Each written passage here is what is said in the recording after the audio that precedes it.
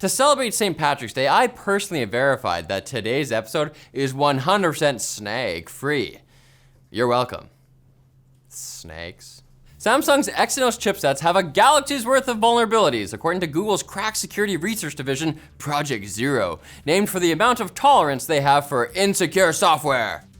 Google's team claims that on December 15th, 2022, they disclosed 8 vulnerabilities to Samsung. 4 of those vulnerabilities allow attackers to remotely compromise a phone with no user interaction and only require the attacker to know the victim's phone number. All those girls on Tinder asking for your number, they were hackers. Those boys on Grindr, they just want to hook up before they hack you. Normally, Project Zero gives companies 90 days to patch an exploit before they disclose its details, but 4 out of the 8 flaws are apparently so severe that Google is only alluding to their existence alongside 10 other flaws that have not yet passed the 90-day mark since being disclosed to Samsung.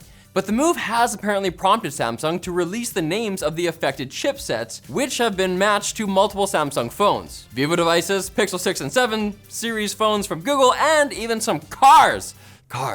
If your device is affected, make sure to update as soon as possible, and if you can't, turn off Wi-Fi calling and VoLTE in your device settings. Apple is working on natural language generation features for Siri.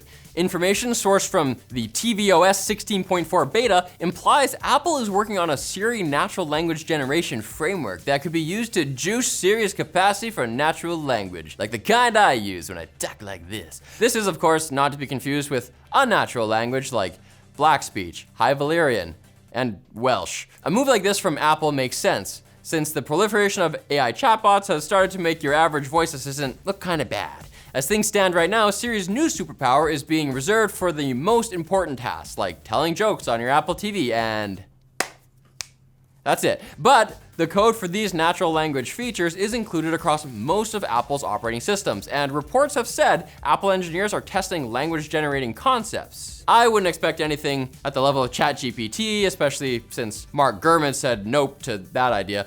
We here at TechLinked stand firm with the GERM. And on the subject of AI, it's been a big week for synthetic intellect. That's what I call it, because I'm smart. AI image generator Midjourney finally figured out what human hands look like. To be fair, these look pretty weird. Gross, put them away. In less polarizing news, Google announced AI integrations for Workspace, helping you summarize emails in Gmail, capture notes in Meet, and brainstorm in Docs, which will come in handy when you get writer's block on the 400th page of your fan fiction of Monk, starring Tony Shalhoub. Monk, really? Then, just yesterday, Microsoft announced basically the same thing for Microsoft 365. But who wants to write a 1,000-page epic about Monk teaming up with Sam and Dean Winchester to defeat Godzilla with the power of love?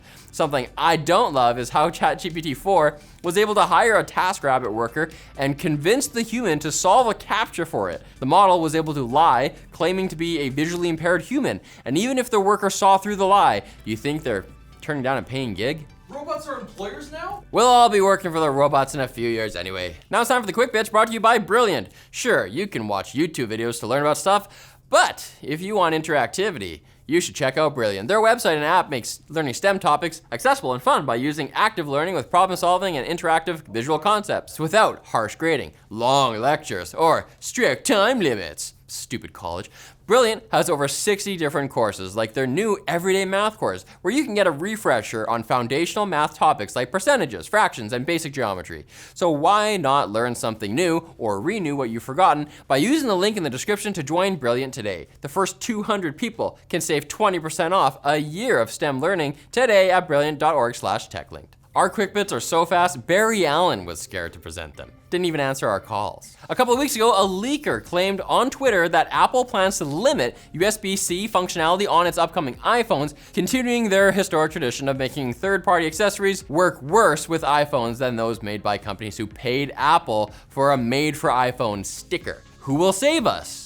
It's the EU. It's always the EU. They're in the future. Turns out the common charger law adopted back in October forbids limiting charging speed on third-party cords, although Apple could still limit data transfer speeds unless you buy the USB-C Pro Max XDR Complete Cold and Flu sinus Apple device. YouTube TV has raised its base subscription costs by $8 a month, meaning the streaming TV service, this is YouTube TV, not premium. Who cares? Meaning the streaming people. Meaning the streaming TV service's price is now double its launch cost.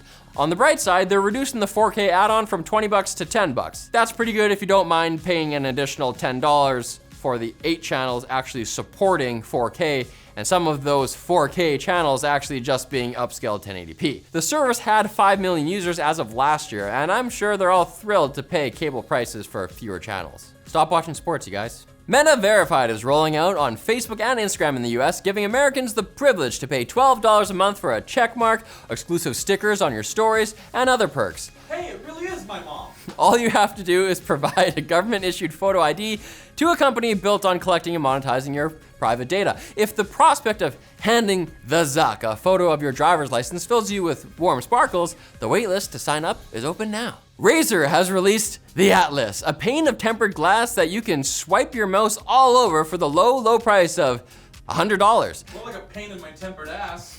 Don't worry about getting it dirty. I expect Razer will start selling green Windex for $50 a bottle.